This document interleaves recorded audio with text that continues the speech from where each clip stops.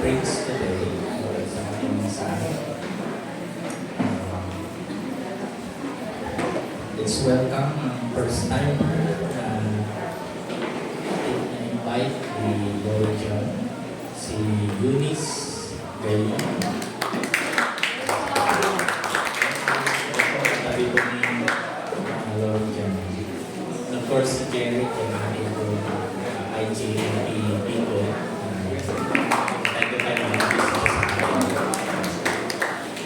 Before we go on, next week, July 23 to 26, ay may mangyayaring bootcamp or youth conference headed ng ating pong IJM California. Sila Pastor Sheena, galing po sila parating. Meron po tayong candidates, supposed to be ay 7, hanggang naging 5 na lang ba? 6, kasi si Dave ay hindi na rin siya tayo. So, dapat na-communicate. So, tapos yung dalawang team members natin will be joining the IGM young people doon na gagana, si Jara at saka si Kuya Joseph. So, pwede po bang pumunta muna kayo dito? We'll be praying for you. And then, after the service, may kunti tayong lahat ng a-attend ng bootcamp at saka team member. A short orientation para sa ating bago kayo umalis sa 23. So, lahat ng candidates ng bootcamp at saka team members, please punta kayo dito sa front. So, ipanalangin po natin na magamit yung gawain na ito. First time po kasing gagawin ng IGA ito sa ating bansa. We have around 33 team members. Maliit lahat ng mga gagampan ay mga kabataan. So, ito yung ating mga candidates who will be joining. So, paibig na natin para sa kanila na gamitin sila ng Panginoon. Of course, they will be experiencing another journey ng gawain na ito. Lord, we come to you and acknowledge that you are giving them the opportunity to mga kabataan na ito, 2 team members at 5 sa kanila who will be joining doon sa gawain ng youth conference or bootcamp. Praying na kahit na yung bago sila malis papunta doon sa venue at during the activities from Tuesday to Friday and even after ng gawain ay hindalahan ko po na ihanda niyo po sila. At hayaan niyo po yung ganitong gawain ay magbigay pagkakataon din. If any dealings na gusto niyo po maranasan nila along the way, I pray na ngayon pa lang ay ihanda niyo rin po sila emotionally, physically, mentally, even spiritually as well. Dahil alam namin yung mga ganitong gawain ay magkakaroon ng pagkakataon para sila ay hindi lamang maranasan yung pagkilos mo, but even calling. As a testimony, I was been able to attend a camp in 1986, and until today, that particular experience brought me to come to serve you. And I pray na maging yung ganito rin gawain ay maging pagkakataon din na ma-search din po nila yung meaning and purpose of life. At the same time, anything that you wanted to do after that bootcamp ay maging pagkakataon din na makapaglingkod ng mas maiyan, mas maayos, at ma-bless ang iyong pangalan. May your strength that gagawad niyo po sa kanila, protection as well sa kanilang pagpunta sa 23, at makilala rin nila yung mga bagong kabataan din, even from US, at mga kabataan din from Visayas, Mindanao, and Luzon who will be joining the bootcamp. Thank you. Pinagkatiwala namin ang gawain na ito at ang pag-iingat at patuloy ng maranasan sa pangalan ko ng Panginoon Jesus. Amen. God bless. So, mamaya na lang pag-usapan yung inyong call time pag-alis sa Tuesday. As you see, yung ating pong facility ay may mga maganda ng improvement. Nakakita ko po yung kasama sila Joseph at saka si Aran. At meron tayo mga hinahayag din na gumagawa doon sa first floor. Kung gusto niyo pong bisitahan po yung first floor para makita niyo pa yung needs, dahil we still needing things to do. Hoping by the end of July ay baka makababa na po kami, makalipat na po kami kasi baka 1 week after that magiging finish na po yung first floor. So after that, pag nakababa na po kami, then simultaneously siguro to alam natin yung malaking project po talaga yung tiles. Pinag-aasipan pa natin paano gawin yun. Dahil kapag inumpisa kasi yung tiles natin dito sa third floor, it will affect our Sunday service. So, pero yung first floor, hoping by the end of this month ay matapos na po siya, and then after that, yung second floor. Yung second floor naman, hindi masyadong, makita niyo po yung pinresent nung last Sunday ni Kuya Allen.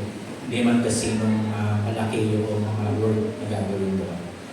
So still, hindi kasi kinakagawa pa ng challenge bulletin para doon sa mga gustong mag-donate, gustong mag-pledge sa mga kakailanganin.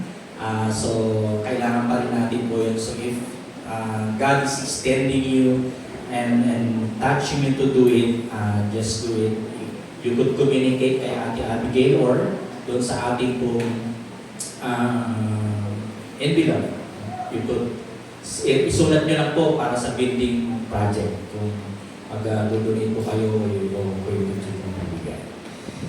Amen. So, praise the Lord. Nasa 3 linggo na lang po tayo. We will be finishing the book of James. Haba ng ating series. No? So, I'll be preaching today and then next week si Ate Sharon.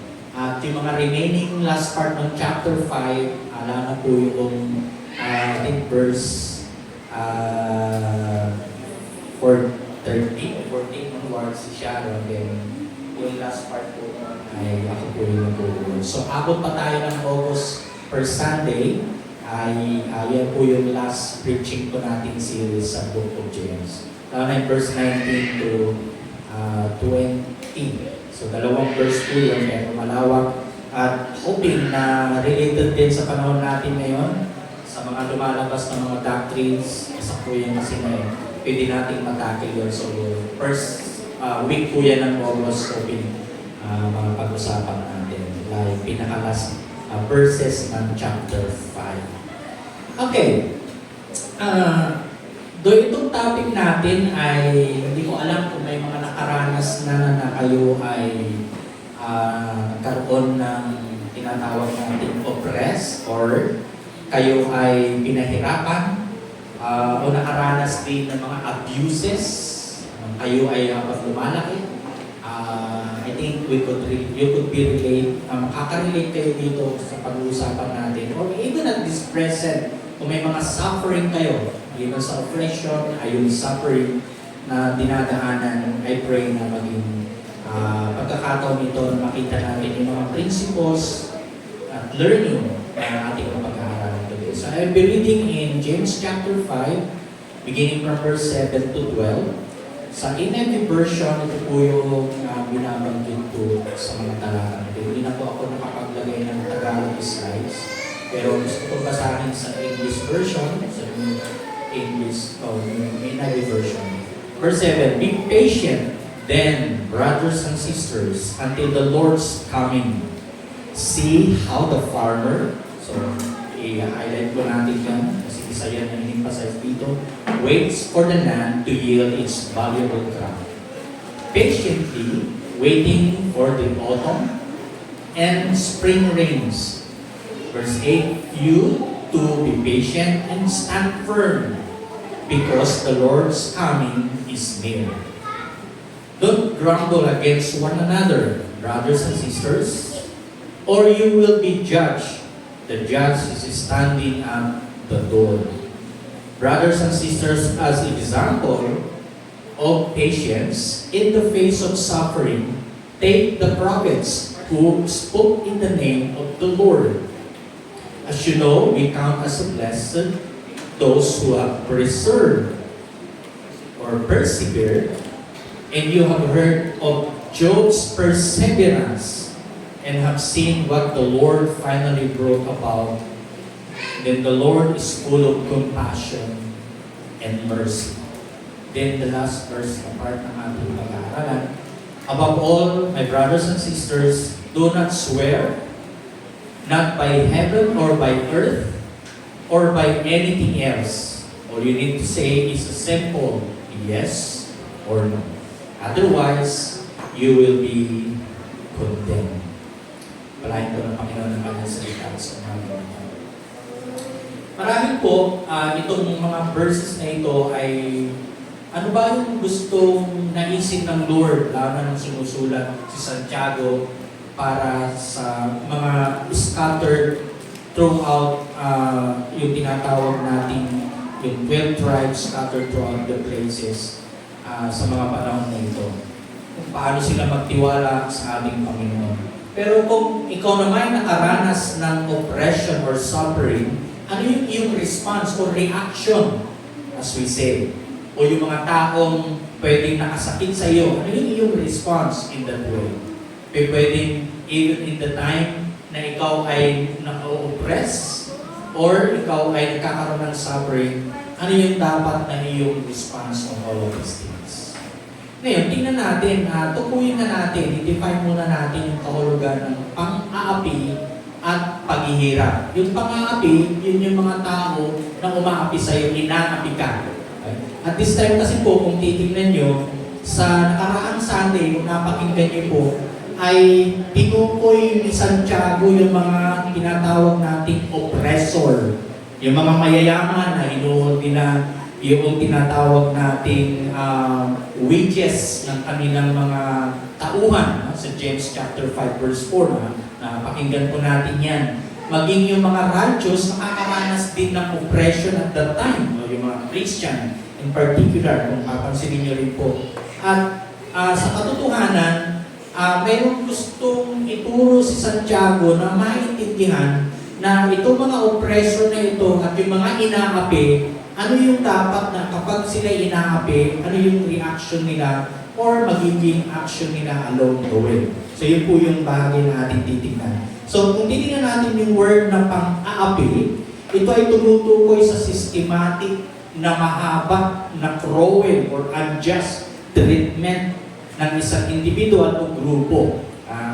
Lagay niyo na po yung panahon na nabanggit ni Jonah last week, yung iba't ibang bansa na sumakop sa atin. No?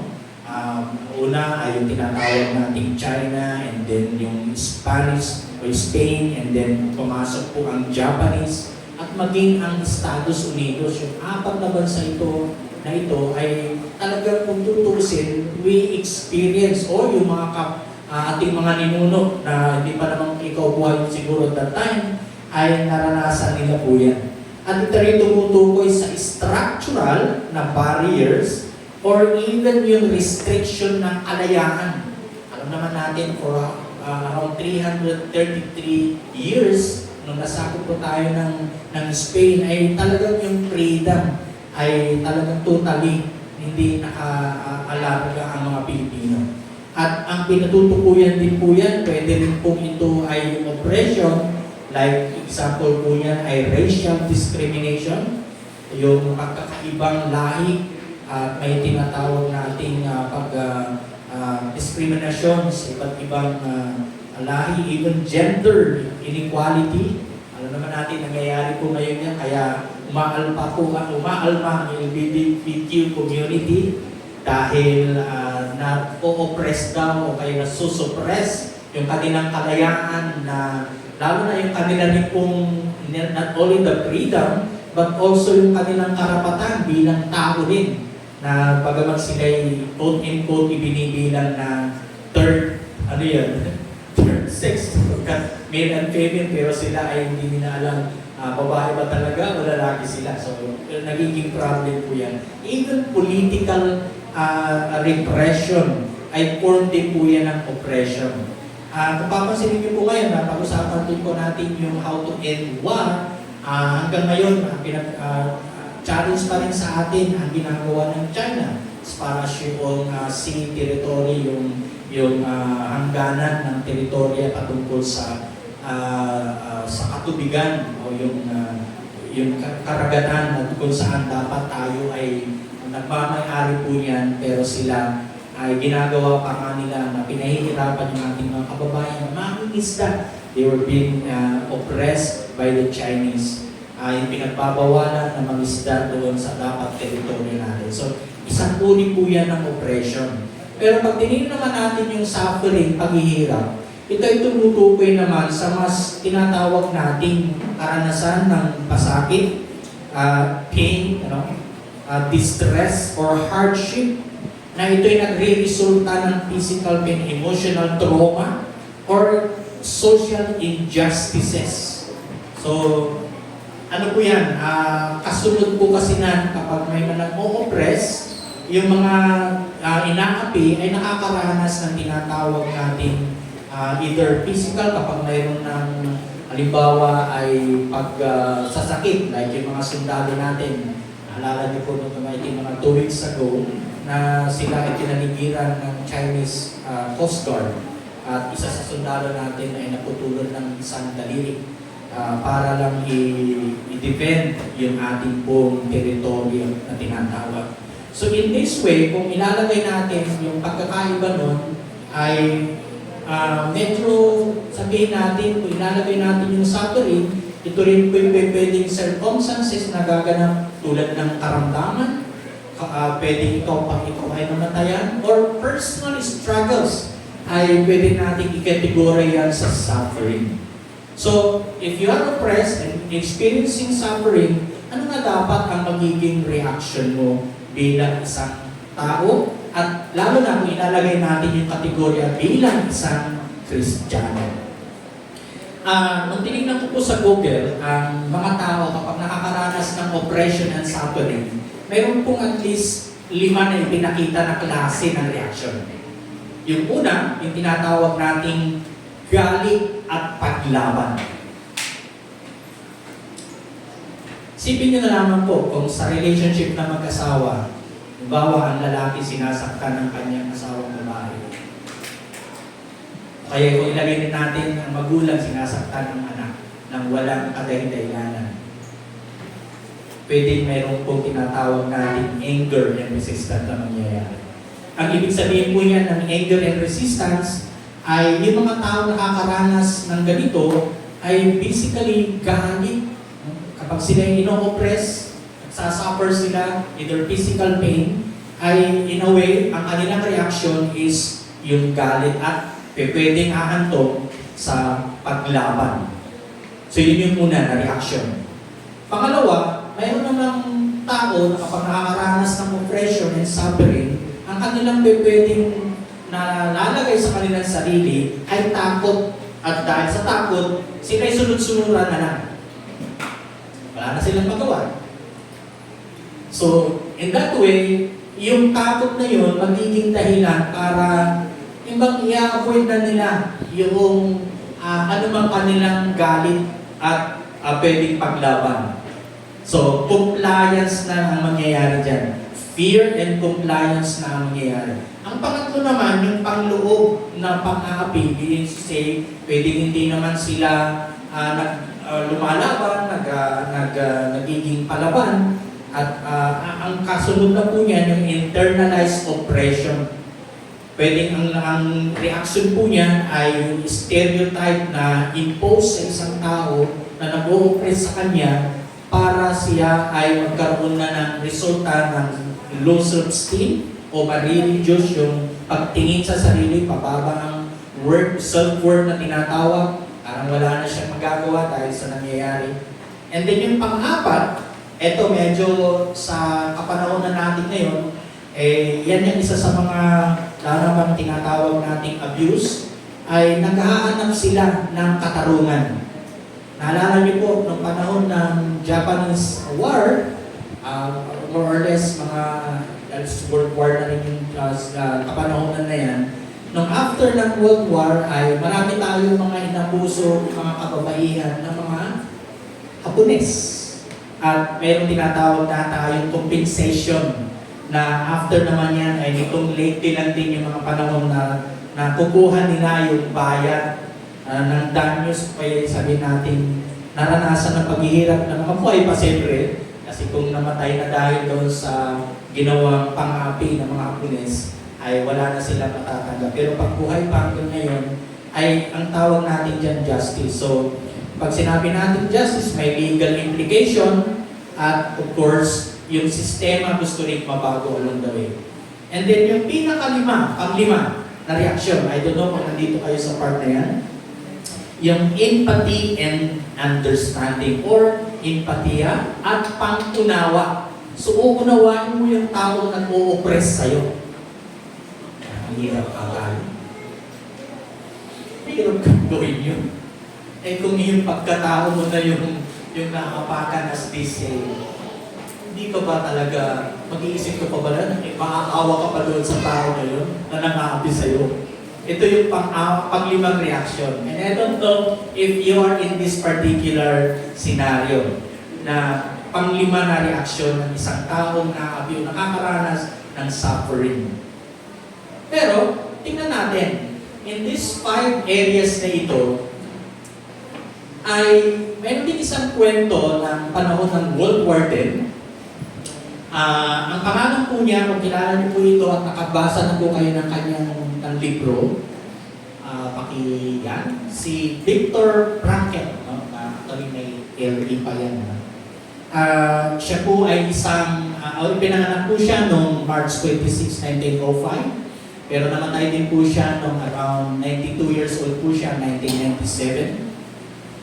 Sumulat po siya ng isang libro nung siya po'y buhay pa at nung panahon na nasulat po niya yan, ay nalimpag po yan around 12 million copies throughout the world. Meaning, naging known book po itong libro na ito na ang title ay Man's Search for Meaning.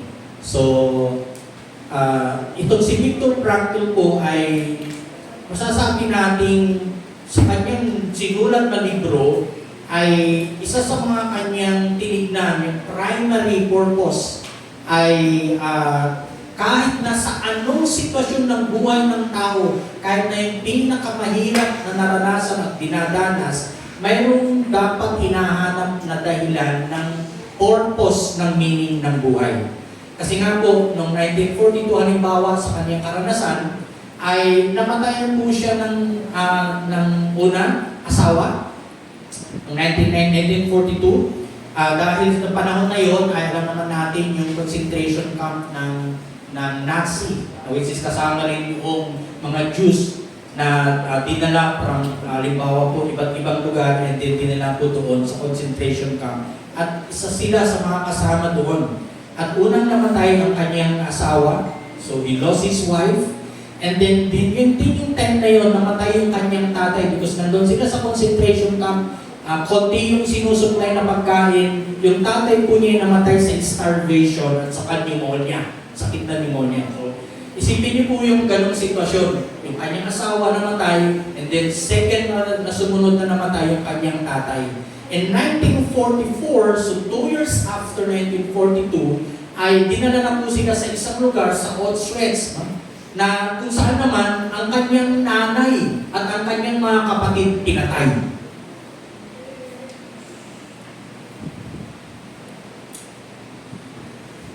Sa ganung kalagayan, ano yung maiisip nyo? Namatayan ka ng mahal sa buhay, eto nagsusurvive ka pa rin. Sa mga quotation niya na nilalaman din ng book na yan na ating pinag-uusapan, ay meron siyang mga binanggit na mahalagang positibo na reaksyon sa mga sitwasyon na kanyang dinaanan. At ang sabi nga po niya, sa kanyang naobserbahan na cruelty ng mga Nazis, yung pain na kanyang naranasan, pero ito yung kanyang sinabi, and I quote, "Pain and degradation around him," ito yung magandang tingnan natin. "The one thing you cannot take away from me is the way I choose to respond to what you do to me." So, tinutukoy po niya kung ano yung nag-o-oppress ng mga tao sa kanya at maging kanyang mahal sa buhay. "The last one of one's freedom," sabi po niya, "is to choose one's attitude in any given circumstances." At isa pang kinot po niya na nagustuhan ko rin po ito. Kung mahirap yung sitwasyon na dinadaanan mo, ito yung isang maganda rin pag-isipin mo. When we were no longer able to change, sabihin na natin kayang baguhin in the situation, na-challenge tayo, sabi niya, we are challenged to change ourselves. End quote.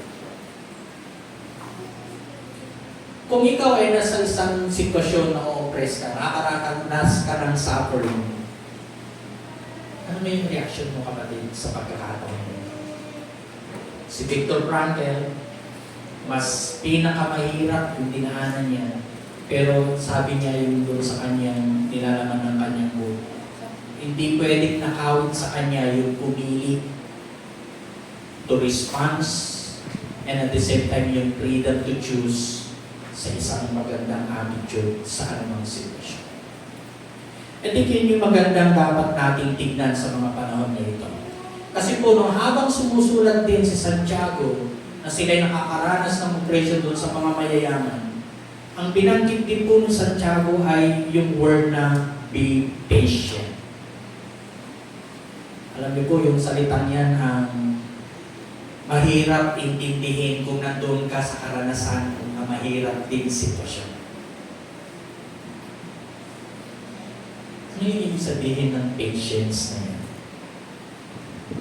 Ang patience po ay isang sitwasyon na ikaw ay, kahit na ikaw ay nagkakaroon ng tinatawag natin, I think, tinignan natin dyan, yung nilagay ko ako dyan. Tinignan natin kasi yung tawlogan yan sa dictionary. So, patience is the ability to endure waiting, delay, or frustration without becoming agitated or upset. Kahirap po ata yun. Nasasaktan ka na nga, na-oppress ka, pinahihirapan ka, pero ang response mo magiging pasensyoso pa rin. Itong salitang ito, sa mga na-abuse, medyo negative, di po ba? At lalo na, talagang physically na-abuse ka. Negative na maging pasensyoso pa rin ang response mo sa taong nananakit sa iyo. Pero ito yung isa sa reaksyon na binabanggit ni Santiago na dapat nating matutunan. So, ang binabanggit pa dyan sa meaning na yan, patience is about how you would handle the waiting period, maintaining a positive attitude and composure. Alam niyo po, minsan napakasimple lang na sitwasyon sa atin po, at mga challenges and changes. Parang hindi na tayo at peace. Parang hindi tayo, like ngayon, habang inaayos yung ating facility, siyempre, iniisip mo lang, alikabok. Parang iniisip mo, alikabok, nakakamatay ba yung alikabok? Pwede naman, di po ba? Pero pwede ka namang maging tama pa rin. Bakit? Hindi mo ba pwedeng linisan yan? Di ba? So, tayo hindi sanay sa mga sitwasyon na mahirap. Pero sa Biblia po, napakaraming circumstances na mga tao sa Biblia na talagang tumadanas ng matitinding mahirap na sitwasyon, pero meron pa rin silang magandang response. And I think yun yung pong dapat nating matutunan. Kaya yung patience na yun and waiting din na word na ginamit po dito ay binanggit. Ngayon, may tatlong klaseng inalimbawa dito kapag pinag-usapan yung salitang maging pasensyoso at sa mga sitwasyon na mahihirap. Lalo pag pinag-usapan natin yung pagtitiis sa panahon na tayo'y nagdurusa. Una ay yung farmer. So, ginamit ko lang yung picture dyan, yung nag-harvest ng kanilang anihina. Why farmer?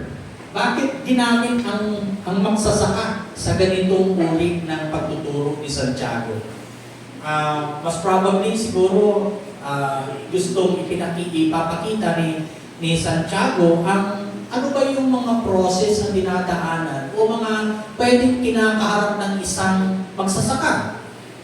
Alam naman natin yung tinatawag nating bago naman makaani, may mga ginagawa po yan sa lupa pa lamang. Piniprepare, Sino ho dito yung mga, mayroong mga sakahan sa probinsya nung kayo nandun pa? Pakitas nga kamay.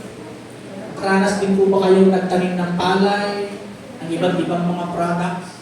So ako po'y nakaranas po niyan na nag-araro dahil yung lolo at tatay ko ay may maliit na sinasaka sa amin. Pagtatanim ng palay, so tag-init man yan, tag-ulan. Mga sitwasyon po yan para gusto mo may prepare yung area. So may process po talaga, yung time, seasons of time na binabanggit bago makakita ng produce ng pinaghirapang pinagtatrabaho in a way doon sa pagtatanim.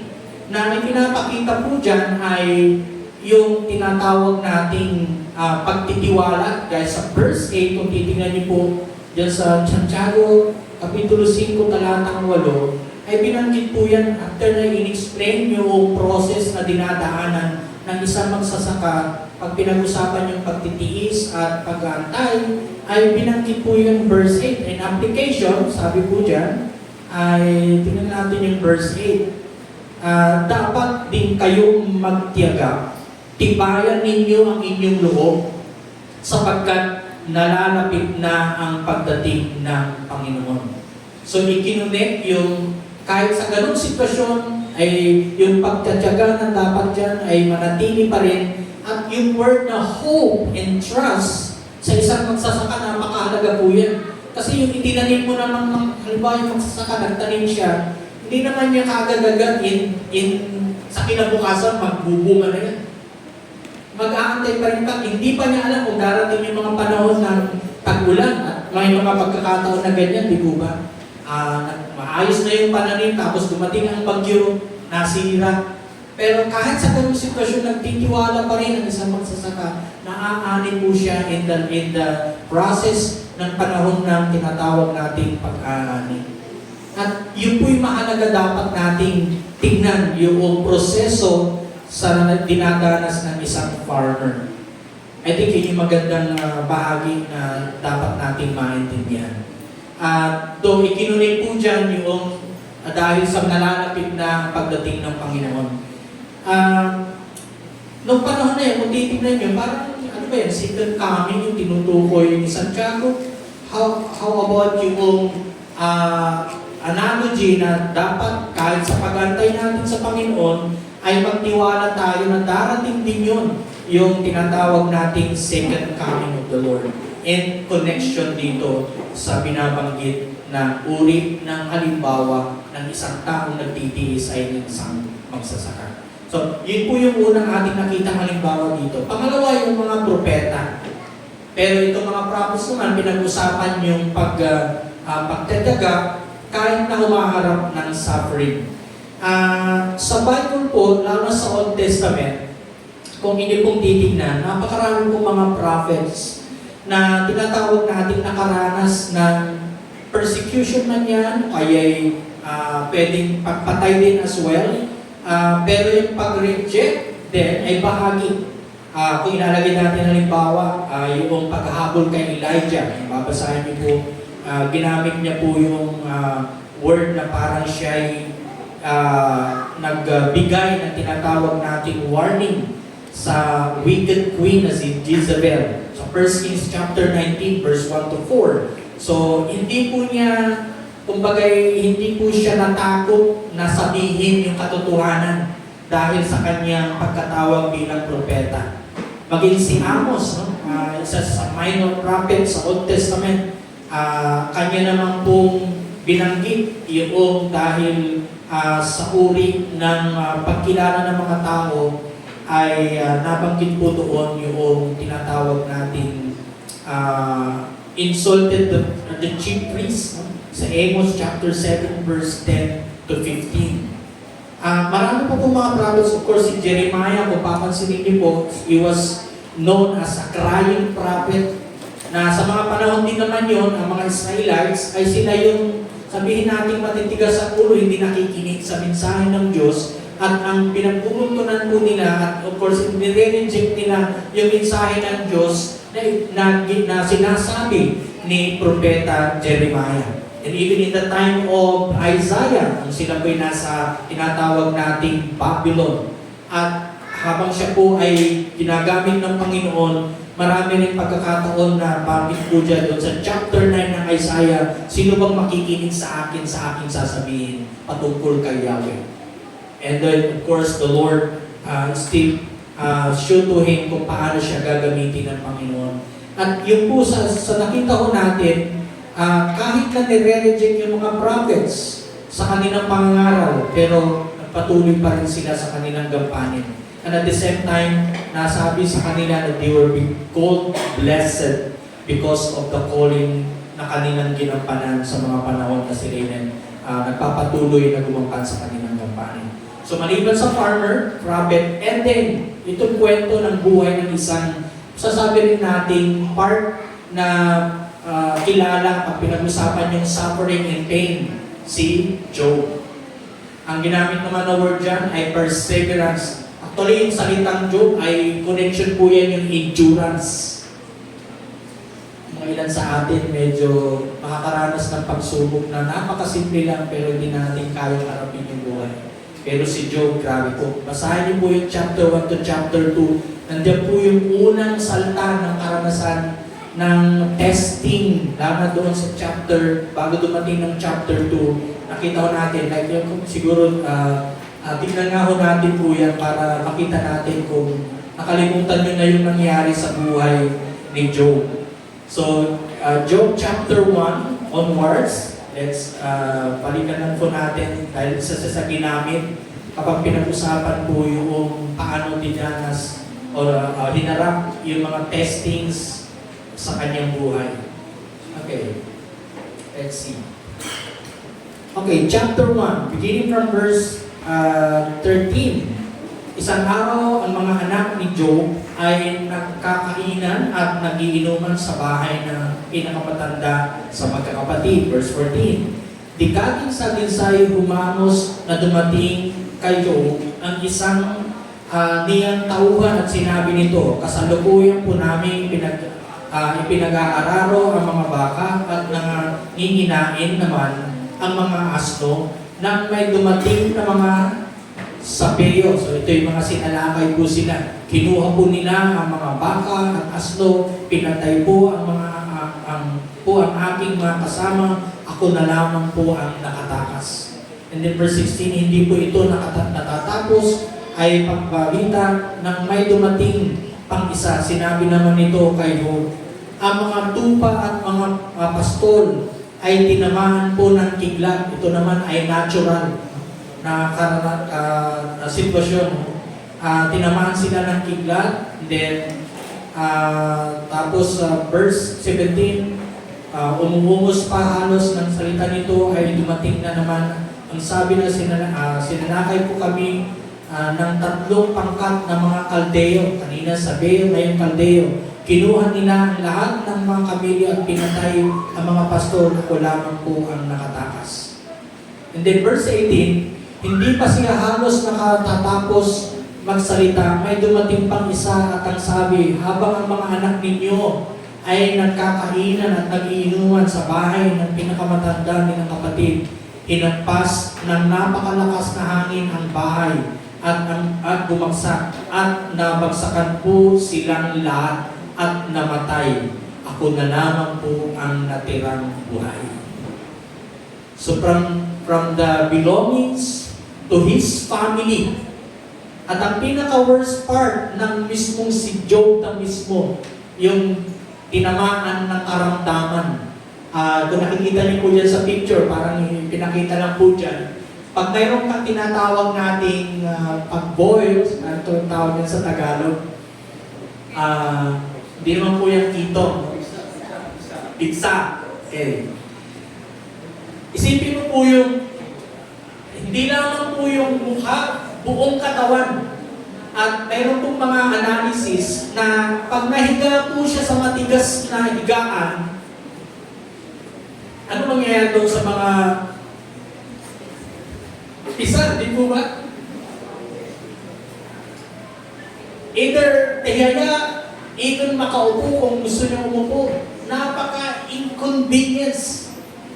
Pero mga nagsasabi na yung higaan na para maging komportable siya ay mahiga siya doon sa tinatawag nating yung tinulog na uling, abo.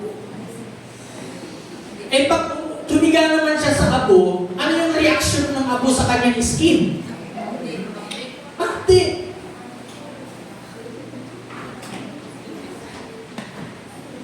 Hindi pa naman kayo nakararas ng gano'n? Hindi pa naman, di ba? Gusto niyo ba? Inconvenience po yun. Eto pero may positibo pa rin siyang reaction. Tingnan niyo po, chapter 2. Muling umarap kay Yahweh ang mga anghel kasama si Satanas. Tinanong ito ni Yahweh, saan ka nang galing? Sumagot si Satanas, naparoon pa rito sa buong daigdig. Nasubok mo ba ang lingkod kong si Job? Tanong ni Yahweh. Walang tutulad sa kanya sa daigdig na malinis ang pamumuhay. Mabuting tao, may takot sa akin at di gumagawa ng masama. Ipinapasinsala ko na sa ipinapinsala ko na siya sa iyo nang walang dahilang gayon may manatiling tapat sa akin, sabi pa. Then verse 4, sumagot si Satanas, anumang bagay na ibigay ng tao, huwag lamang siyang mamatay. Subukin mong gawin o galawin ang kanyang katawan kung di kaniya susumpain. Sinabi ni Yahweh, verse 6, kung gayon, ikaw na ang bahala sa kanya, huwag mo lamang siyang papatayin. Umalis si Satanas sa harapan ni Yahweh, pinuntahan siya niya si Job at pinagsugat niya ang buong katawan nito mula ulo hanggang talampakan. Ulo hanggang talampakan yan, pinag-usapan tulad binanggit ko kanina. Na magkagayon ay si Job ay naupo sa tabi ng basurahan at kinukuskus niya ang bibigan ng kanyang asawa. Okay, tingnan natin. Bibigan ng kanyang palayo ang kanyang mga sugat. Okay, verse 9. Sinabi ng kanyang asawa, hindi ka pa ba magbabago? Verse 9 po yan, sumpahin mo na ang Diyos nang mamatay ka. Verse 10, ang sabi ni Job, hindi mo nalalaman ang iyong sinasabi, kaginhawaan lang ba ang tatanggapin mo sa Diyos? At hindi pati kahirapan? Sabi sa kanila, sa kabila na nangyari sa kanya, hindi rin nagkasala si Job kahit sa salita. I don't know kung sa ngayon nagre-react ka sa sitwasyon mo, may pagsubok ka, inconvenience yung buhay mo. Either lito ka rin dahil magpapatuloy ka pa rin ba sa pananampalataya dahil hindi mo nakikita yung magagandang sinasabi ng mga tao na kapag nakakilala ka kay Lord, gaganda ang buhay mo, giginhawa ang buhay mo, pero ngayon kapaligtaran. Ano yung reaction mo dyan? I still believe in the Lord kahit na matitindi ang dinadaanan. In these three example na binanggit ng Biblia, lalo na dito sa Santiago na ating inaaral, may mga dapat nating matutunan na prinsipyo. At of course, ginamit ko na rin as a conclusion po yung part na yan. Una, na dapat nating isipin as a reaction kung may mga oppression o suffering na pwede niyong maranasan sa buhay. Una, don't resist. Minsan po kasi the more na kumapalag tayo, the more din siyempre nakakaroon tayo ng mga negative thoughts and everything. Second, be patient tulad ng binanggit doon sa tatlong example na ginamit dito. Actually, yun yung isa sa quality na dapat nakikita sa isang mananampalataya. Na kahit na anong sitwasyon sa buhay, yung pagtitiis bahagi po dyan. Of course, alam ko sa Pilipinong konteksto, di po ba ang Pilipino yung matiisin? Tama po ba? Sino dito yung hindi matiisin? Pagtas nga po ang kamay. Nakakalata yan, no? Lalo na kung talagang manipis na lang yung ano, kunting-kunti na lang talagang sasabog ng bulkan.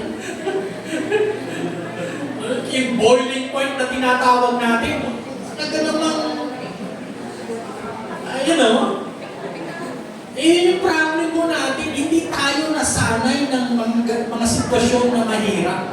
And that is why, alam mo ba ang Christianity ay kabahagi po niyan, yung challenge. Hindi naman po naging yung mga ninuno natin, mga apostles, nahirapan po sila sa kanilang paniniwala kay Lord.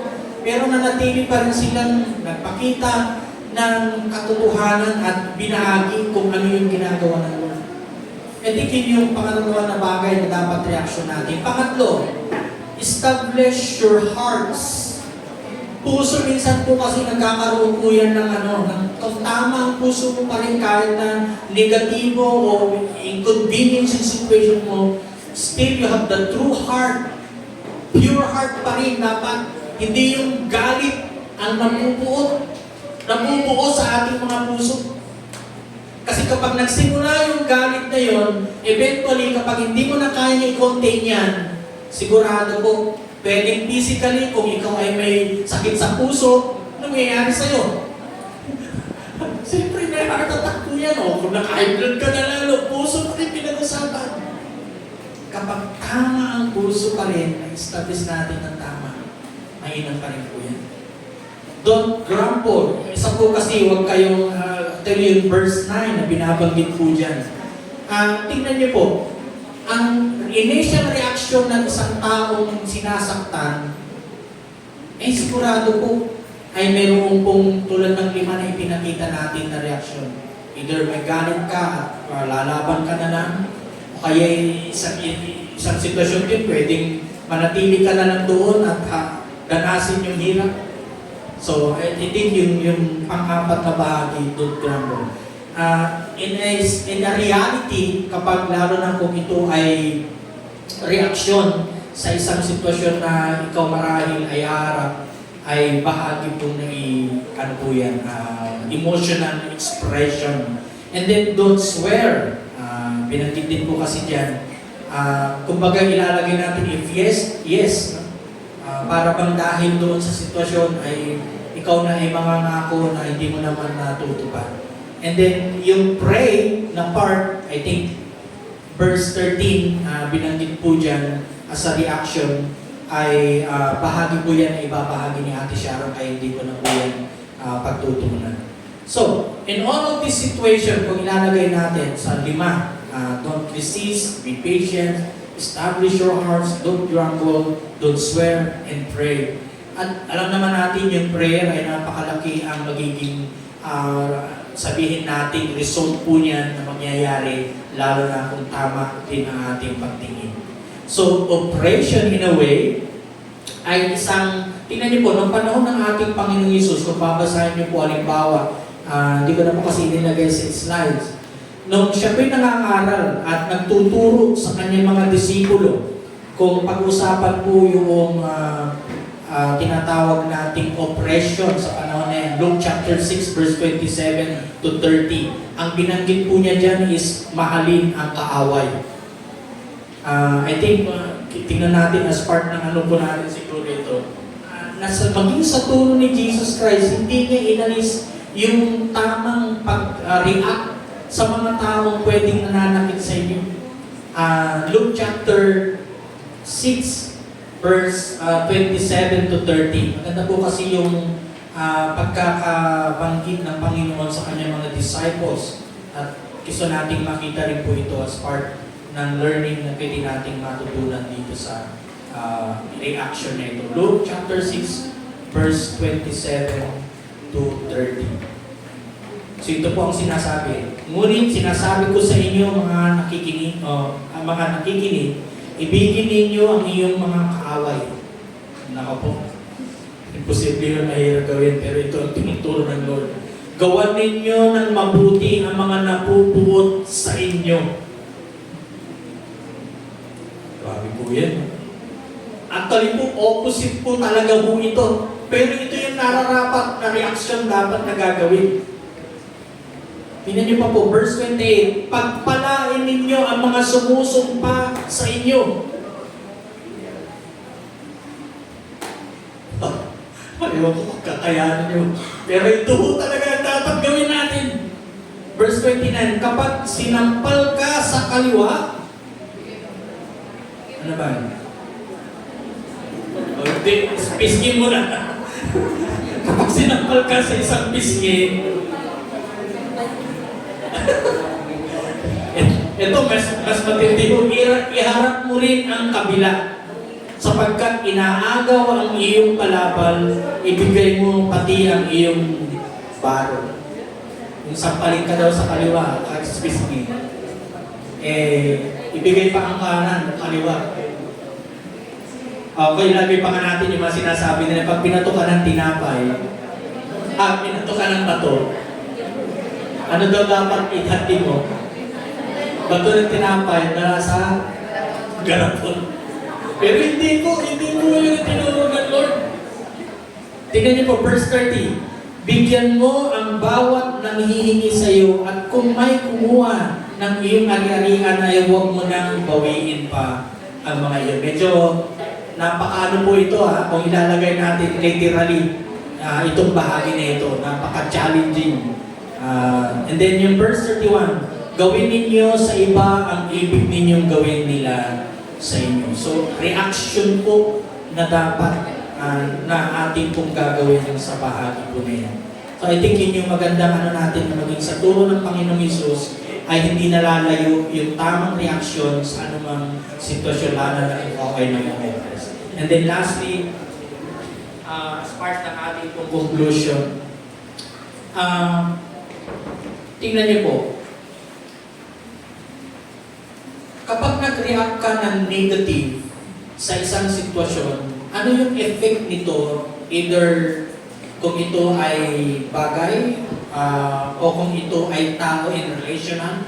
Bawa, sinaktan ka, ang reaction mo ay negative. Ano ang magiging effect nito?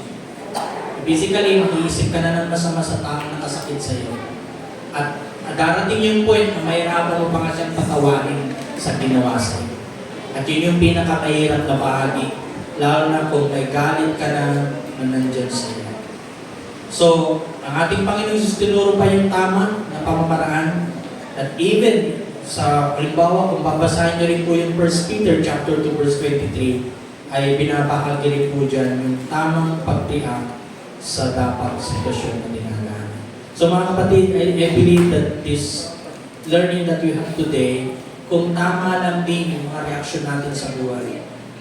I think yung peace, yung joy, at of course, sa life, lalo na po kung titingnan niyo po si Job, as we conclude, sa last part ng Job, ng kanyang libro, nanumbalik, double pa or triple pa yung lahat ng ari-arian, at maging raon ng pamilya, ay nakita ko natin dyan, part ng blessing ng Lord sa kanya. Pero siyempre, in the process, dinaanan po niya yung pinakamahirap na sitwasyon ng kanyang buhay.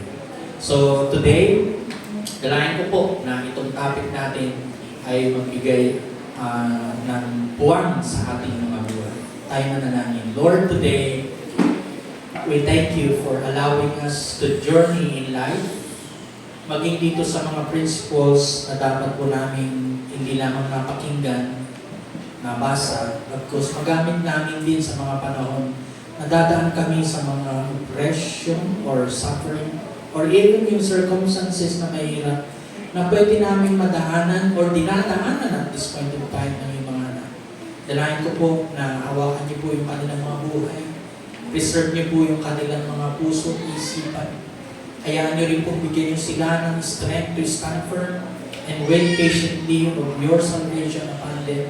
Lalo na po kung may mga challenge sila na kinakaharap na ngayon hindi na nila kayang pwedeng pagtagumpayan. Lord, bigyan niyo po sila ng hindi lamang karunungan how to handle, how to face, but also to win and victory more above all the circumstances. So that anything that we could do in reaction to that ay placing pa rin sa iyo yung kanilang isip, kanilang puso, at maging yung bagay na kanilang iisipin gagawin pa in the future. We thank you, Lord, for today and we give you all the glory and honor in Jesus'